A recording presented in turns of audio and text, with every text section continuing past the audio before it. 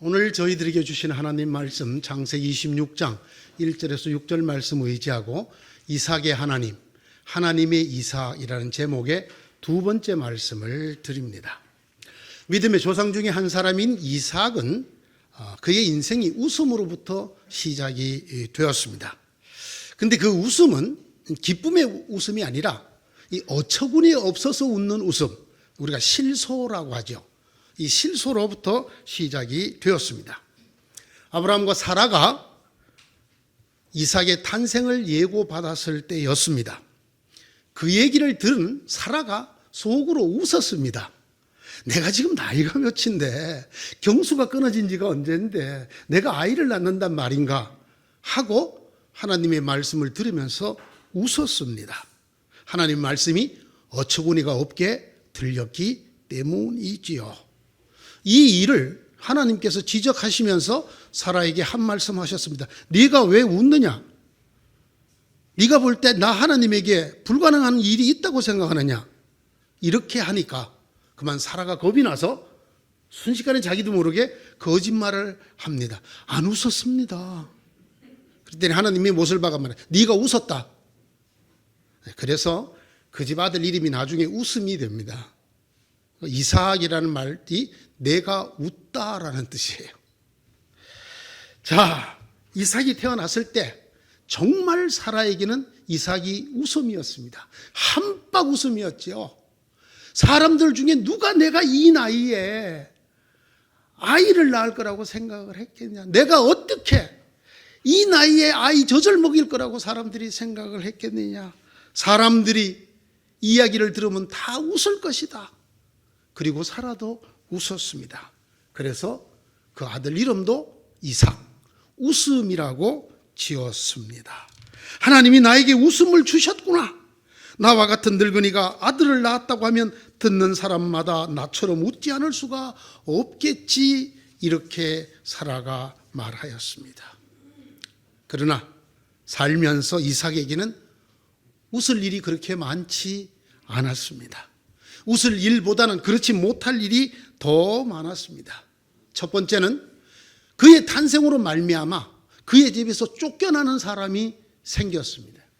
그게 바로 그의 이복형이었던 이스마엘과 그 이스마엘을 낳았던 여종이었던 하갈, 이 두 사람이 이 이삭 때문에 쫓겨나는 신세가 됩니다. 무엇보다도 이삭의 인생의 가장 큰 일은 그의 아버지가 자기를 죽여서 번제물로 바치려고 하던 일이었습니다. 아버지 자신의 믿음을 증명하기 위해서 백세여든 아들인 자기를 죽여서 바치는 도구로 삼으려고 했습니다. 이 일이 두고 이삭에게는 상처가 되었습니다. 이 일 때문에 그의 어머니고 아브라함의 아내인 사라가 먼저 아브라함의 집을 뛰쳐 나갔습니다. 그래서 결국 믿음의 어머니 사라는 아브라함과 떨어져 살다가 죽게 됩니다. 이삭도 그 어머니를 따라갔습니다. 그래서 이삭도 아버지에게 가지 않고 어머니와 함께 살았습니다. 아버지의 말대로 장가를 들었을 때도 이삭은 그 신부 리브가를 아버지 장막으로 데려가지 않고 어머니 장막으로 데리고 들어갔습니다. 아버지가 죽었습니다. 그의 이복형이었던 이스마엘과 함께 이삭은 그 아버지를 막벨라 굴에 장사를 지냈습니다. 그러나 그 후에도 한동안 이삭은 아버지가 살았던 땅 브엘세바로 돌아가지 않았습니다. 그는 브엘 라헤로이라고 하는 곳에서 살게 되었습니다. 그 후의 이야기가 오늘 성경의 이야기입니다. 아브라함 때에 큰 흉년이 들었던 것처럼 이삭 때에도 큰 흉년이 들었습니다. 그래서 할 수 없이 이삭은 그랄 땅으로 거처를 옮기고 그곳에 있는 블레셋 왕 아비멜렉을 찾아갔습니다. 그에게 빌부터 살게 되어진 것이지요. 기가 막힌 것은 그곳에서 이삭이 농사를 지었다라고 성경이 기록을 하고 있습니다. 그런데 하나님께서 큰 은혜를 주셔서 100배의 수확을 거두고 거부가 되었다라고 기록하고 있습니다. 이 일이 있은 다음 이삭은 그토록 가까이 하기 힘들었던 아버지와 똑같은 죄를 저지르게 됩니다. 아내가 무척 이뻤던 것 같습니다. 그래서 그 아내 때문에 사람들이 자기 목숨을 빼앗을까 봐 아내를 아버지가 했던 것처럼 누이라고 속이게 됩니다. 이 이삭이 그랄 평야에서 한 일은 주로 우물을 파는 일이었습니다.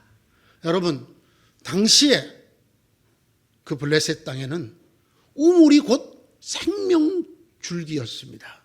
우물이 없으면 짐승도 농사도 사람이 먹고 살 수도 없었기 때문에 그들에게는 우물을 파는 일이 사활이 걸린 일이었습니다.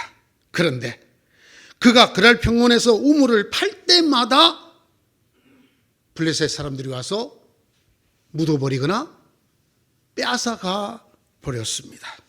팠다가 빼앗기고 또 팠다가 빼앗기고 또 팠다가 빼앗기고 그리고 또 우물을 팠습니다.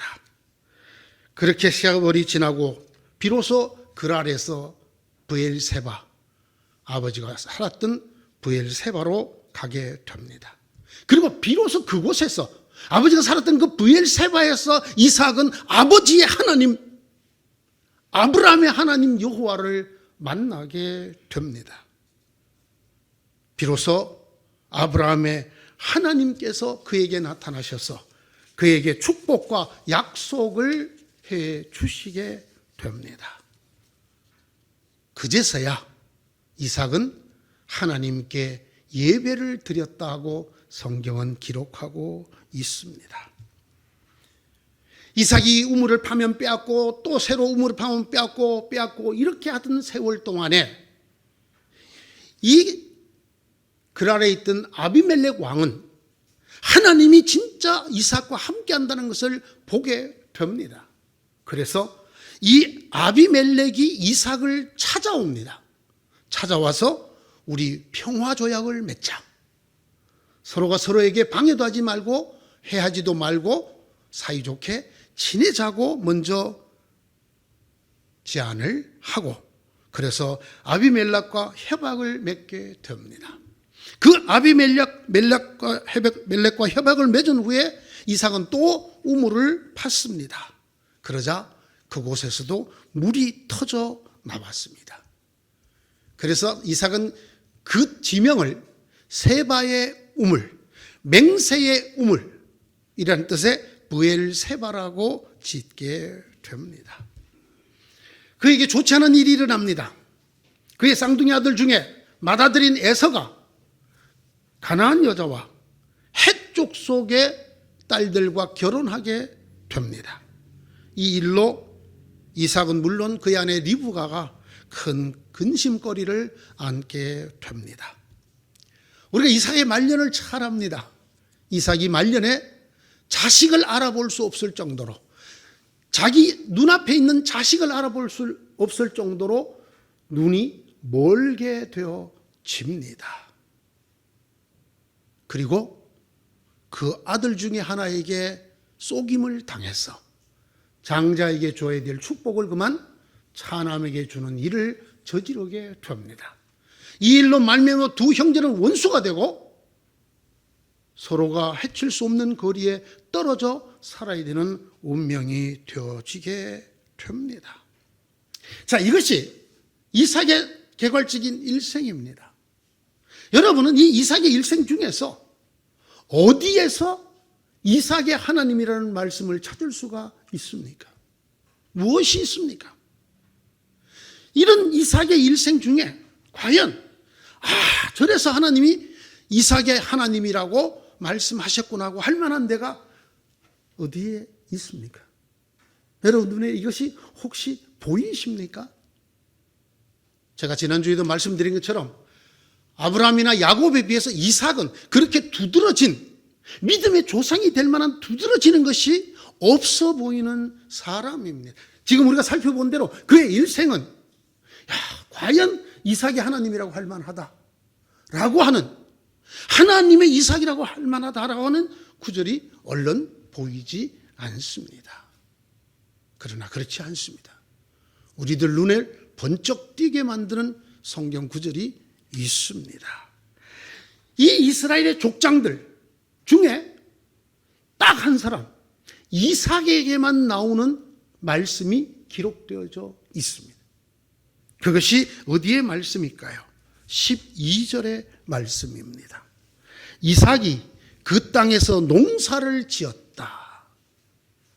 이삭이 그 땅에서 농사를 그게 뭐 어땠어요? 네, 이게 우리들이 성경을 대충 보기 때문에 일어나는 일입니다. 여러분, 아브라함으로부터 그 족장들의 직업이 무엇입니까? 유목민, 목축업을 하는 사람들입니다. 물론 유목민들도 평야에서 곡식을 키웠습니다. 그렇기 때문에 이삭이 유목민 중에 유일하게 농사를 지은 사람은 아닙니다. 그런데 왜 유독 이삭에게만 그가 그랄에서 농사를 지었다라고 성경이 기록하고 있을까요? 이것이 이삭의 하나님을 이해하는 중요한 말씀이에요.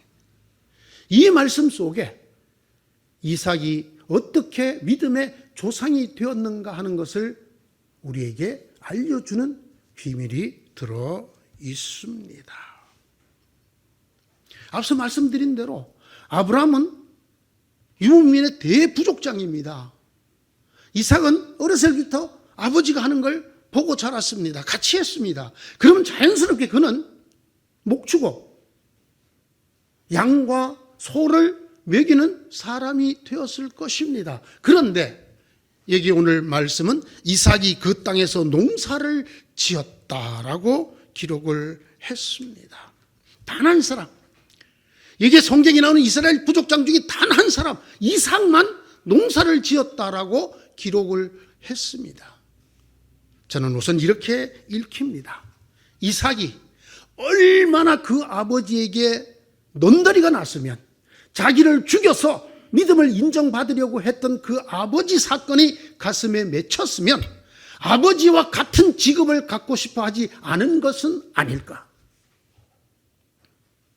아버지 가던 대로 소를 키우고 양을 키우는 일이 아니라 아버지 가지 않든, 아니 아버지에게서 중요하지 않든 농사를 짓는 사람이 된 것은 아닐까? 그가 모리아산 사건 이후로 아버지를 떠났던 것처럼, 아버지가 죽은 다음에도 금방 아버지 곁으로 돌아가지 않았던 것처럼, 그는 지금마저도 아버지와 아주 다른 직업, 아버지와 결별하고 싶었던 것은 아닐까. 그런데 그 뒤를 이어서 나오는 말씀이 우리에게 큰 은혜가 되는 깊고 깊은 말씀입니다. 이삭이 그 땅에서 농사를 지어서 그 해에 100배의 수확을 거두어 드렸다.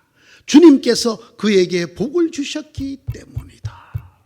바로 여기에 아브라함의 하나님이 들어 있습니다. 100배의 수확 그런가 보다.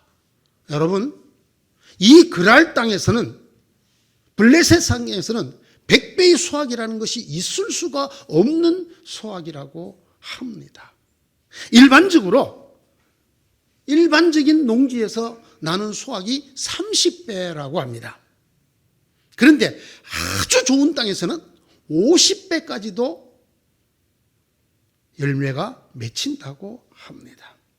그런데 밀의 경우 80배, 보리의 경우 100배가 맺힐 때가 있다고 합니다. 언제일까요?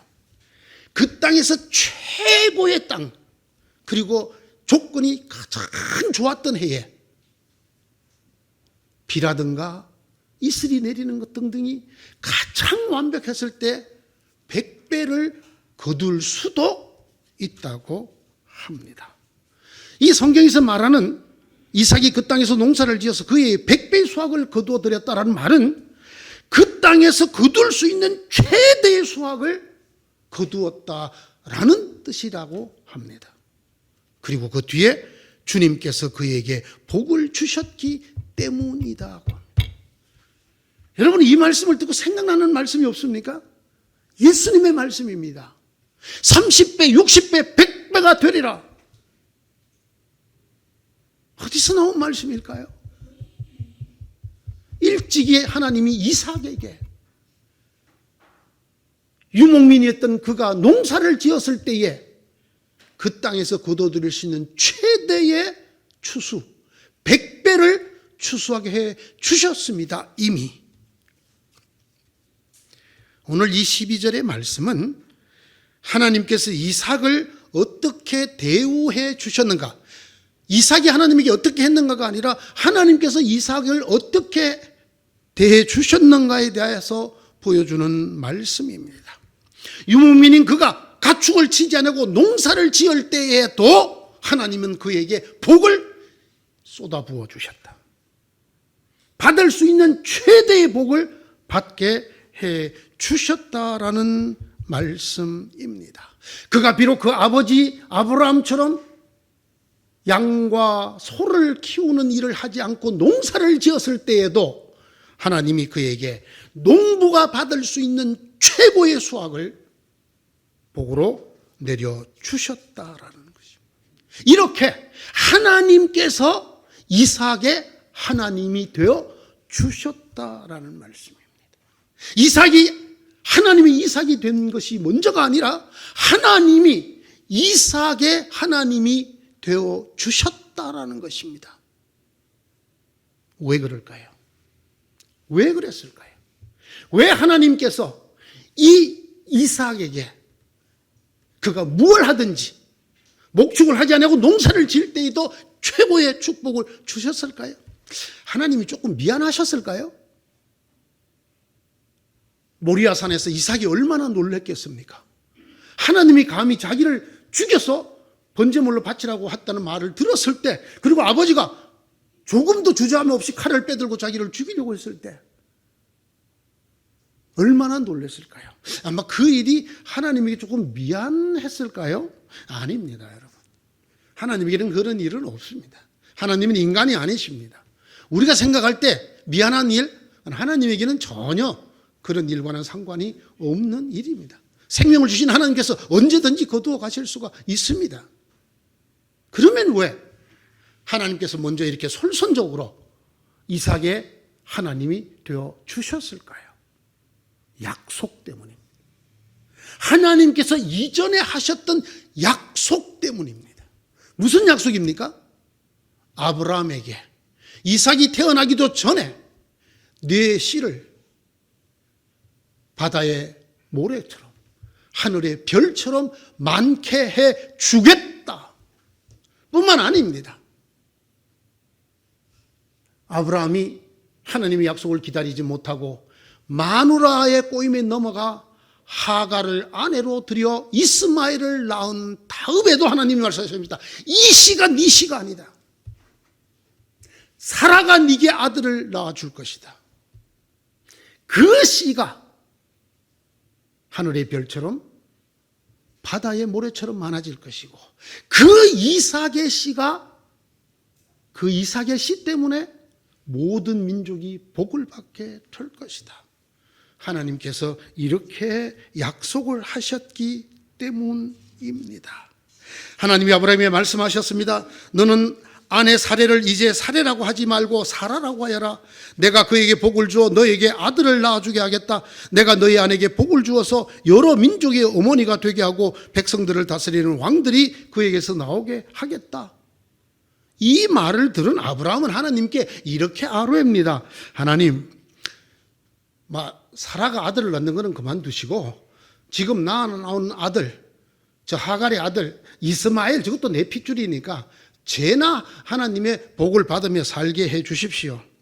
하나님께서 다시 말씀하십니다. 아니다. 너의 아내 사라가 너에게 아들을 낳아 줄 것이다. 아이를 낳거든 이름을 이삭이라고 하여라. 내가 그와 언약을 세울 것이니 그 언약은 그의 뒤에 오는 자손에게도 영원한 언약이 될 것이다. 이렇게 하나님은 한두 번이 아니고 여러 차례에 걸쳐서 아브라함의 몸에서 언약의 씨가 날 것을 말씀하셨습니다. 이 약속대로 이삭이 하나님의 언약의 자손, 언약의 씨가 되었습니다. 아까 하나님이 마지막 하신 말씀, 그 언약은 그의 뒤에 오는 자손에게도 영원한 언약이 될 것이다. 한 뒤에 끝나는 언약이 아니라 영원한 언약을 만들어 주셔서 이삭으로 하여금 영원한 언약의 씨가 되게 해 주셨습니다. 이삭만입니다. 이삭 혼자뿐입니다. 다른 사람은 안 됩니다. 하나님이 말씀하셨습니다. 사라가 낳은 아들이 언약의 씨가 될 것이다. 아브라함에게 두 아들이 있었는데 한 사람은 여종에게서 태어났고 한 사람은 종이 아닌 본처에게서 태어났다고 기록되어 있습니다. 여종에게서 낳은 아들은 육신을 따라 태어났고 본처에게서 낳은 아들은 약속을 따라 태어났습니다. 갈라디아서 4장 22절과 23절의 말씀입니다. 로마서 9장 7절은 이렇게 말합니다. 아브라함의 자손이라고 해서 다 그의 자녀가 아닙니다.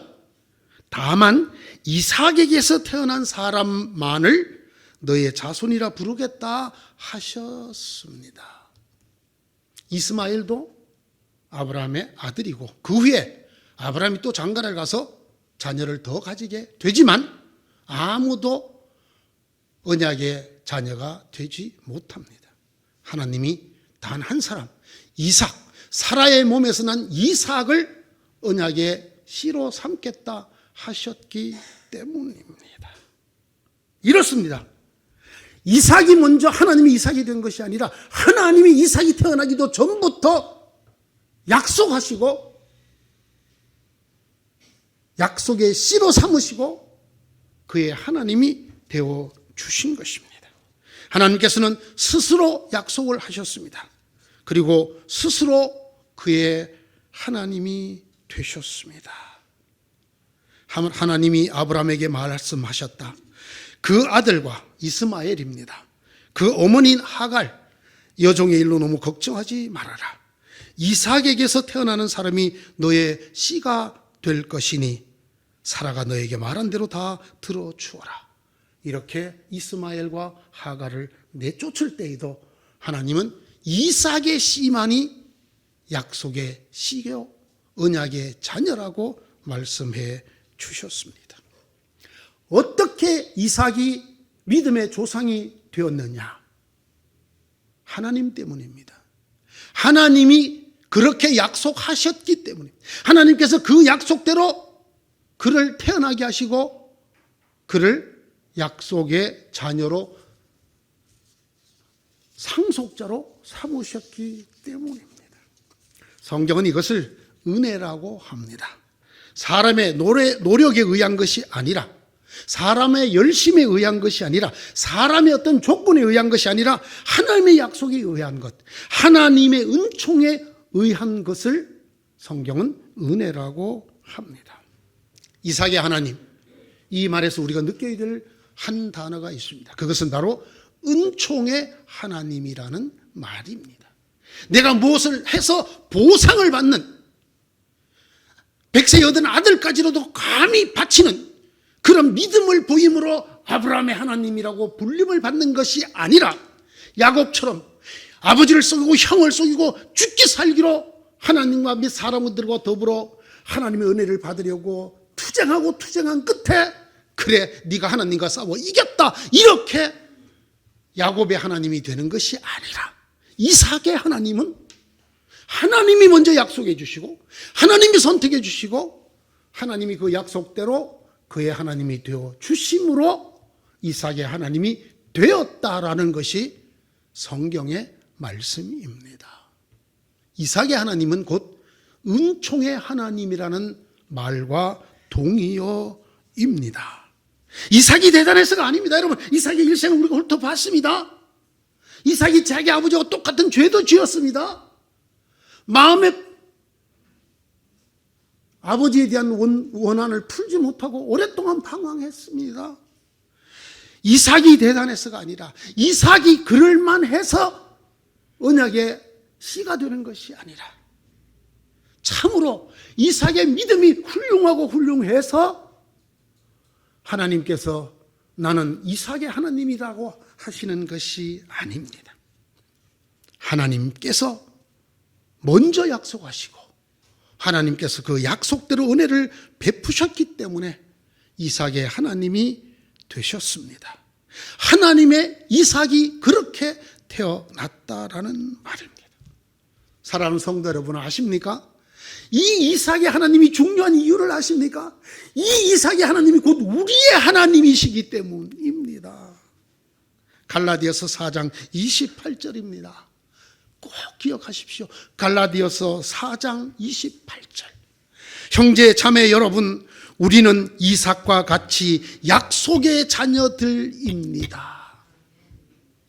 이삭의 하나님이 중요한 이유, 하나님의 이삭이 중요한 이유는 우리가 바로 그 이삭이기 때문입니다. 우리가 이삭과 동일한 약속의 자녀들이기 때문에 누구든지 그 이름을 믿는 자, 그 영접하는 자에게는 하나님의 자녀가 되는 특권을 주겠다. 이 약속을 이루시고 우리를 하나님의 자녀로 삼으시는 하나님이십니다. 여러분 어떻습니까? 이삭의 하나님, 이 하나님의 자기 소개의 말씀 속에 이런 음성이 들리지 않습니까? 나는 배 한 숙의 하나님이다. 나는 너 곧 배 한 숙의 하나님이다. 이 이삭의 하나님이 여러분의 하나님이 되기를 축원합니다. 이 이삭의 하나님, 은총의 하나님 안에 일생 사는 여러분 되시기를 바랍니다. 그래서 여러분이 유목민이었음에도 불구하고 농사를 지었을 그때조차도 우리가 잘해서가 아니라, 우리가 죄가 없어서가 아니라, 우리가 복을 받을 만해서가 아니라 하나님이 우리를 하나님의 자녀로 삼아 주셨기 때문에 이 땅의 인간의 힘으로는 받을 수 없는 100배의 수확을, 기적 같은 복을 받게 되는 저와 여러분이 되시기를 축원합니다. 사랑하는 성도 여러분, 우리 아버지 하나님은 먼저 이삭을 찾아가셔서 약속해 주시고 그 약속대로 그만 언약의 씨가 되게 하시고 그에게만 하나님이 말로도 할 수 없는, 그가 농사를 지을 때조차 100배의 추수를 거두게 해 주시는 하나님이십니다. 그 하나님이 우리의 하나님, 우리의 아버지이신 것을 감사합시다. 그 감사 속에 풍요롭게 이삭처럼 웃음이 가득 피는 믿음의 사람들, 신앙의 여정이 되시기를 축원합니다. 기도하십시다. 하나님, 이 믿음 저에게 주시옵소서. 우리가 하나님에게 찾아가고 기도하고 매달리고 열심히 헌신하고 예배를 드려서가 아니라 하나님이 우리를 아들, 딸로 삼겠다라는 그 약속 그대로, 그 약속을 따라 우리들이 어디로 가든지, 그랄로 가든지 브엘세바로 가든지 목축을 하든지 농사를 짓든지 하나님께서 그 자녀들에게 주시기로 하신 은총을 쏟아부어 주시는 하나님, 그 하나님의 아들, 딸들 되게 하여 주시옵소서. 이 하나님 안에 사는 저희들 되게 하여 주시옵소서. 9년을 하루같이 지켜주신 하나님, 우리의 힘이었습니까? 우리의 노력이었습니까? 우리의 공로였습니까? 하나님께서 내 이름을 그곳에 두겠다 하신 고로 이곳에 하나님의 말씀을 쏟아부으셨고 하나님의 은혜를 쏟아부으셨습니다. 우리가 우리의 힘으로 이 예배당을 마련하였습니까? 하나님, 오직 하나님의 말로 다할 수 없는 은총 때문이었습니다. 오, 이 은총의 하나님, 이삭의 하나님이시여 음녀우리의 하나님이 되어주시고 우리 각자의 하나님이 되어 주시옵소서. 이미 우리의 아버지가 되신 하나님을 기쁘게 감사하며 그 큰 은총 속에 사는 저희가 되게 하여 주옵소서. 예수님의 이름으로 기도드리옵나이다. 아멘.